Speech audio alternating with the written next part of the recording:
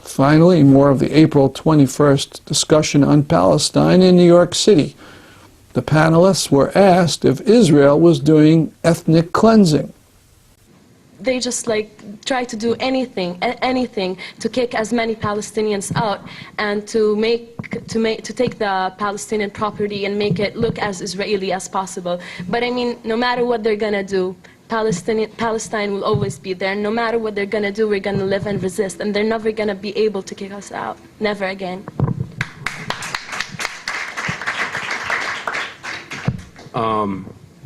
I would say yes. I would also say that, as Horea said, historically Israel has a long history of ethnic cleansing. A good book to read about that is a book by Professor Elian Papi, an Israeli historian, The Ethnic Cleansing of Palestine. I think that details a lot of ethnic cleansing which took place in 1948. But also, I'd like to say this as well, and it's where the American question comes into this, because this can't just be an elephant in the room which is ignored.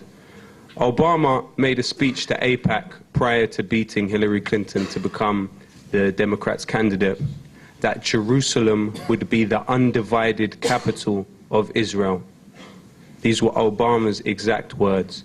So by extension, this is not just the Israeli government doing this. These caterpillar bulldozers, these tanks were not only bought with American money, they were supplied by the Americans. So it's important to understand that the role that we all play in this. As a citizen of the United Kingdom, I also know that my taxes are going to the same place. So it's important that we are aware of that aspect also. But also I would agree with Mr. Finkelstein as well in the Normstar. I'd agree with Norm.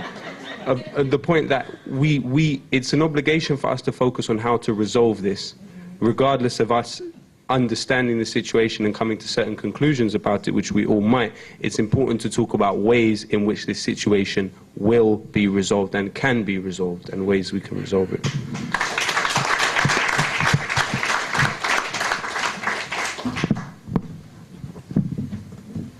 Okay. In regards to this question about Jerusalem, I suppose the best thing for me would be to speak from my own experience. Last summer, I was living in a neighborhood called Sheikh Jarrah, in East Jerusalem. Now, this has been an Arab neighborhood for centuries, for hundreds of years.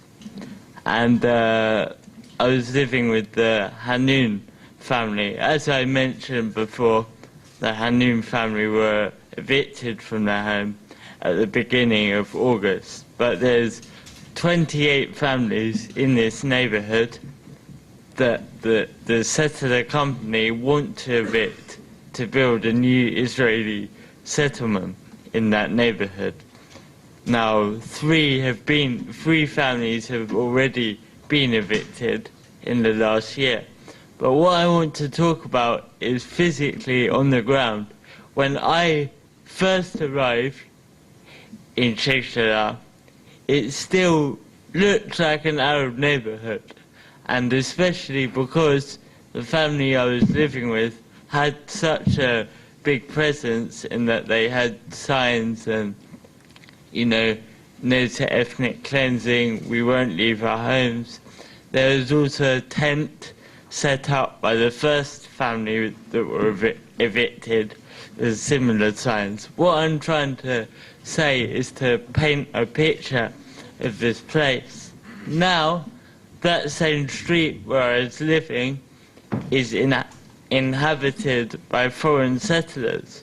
So whilst we are theorizing and whilst there's so-called disagreements between the American government and the Israeli government, which what Loki just said pretty much puts that story down as a lie.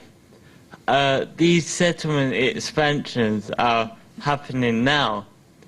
So yes, I would say it is ethnic cleansing in the definition of the term, but also I think this emphasizes the importance that whilst the Israeli government is using. That's our program for today. See you next week at this time. I'm Stanley Heller, and this is The Struggle.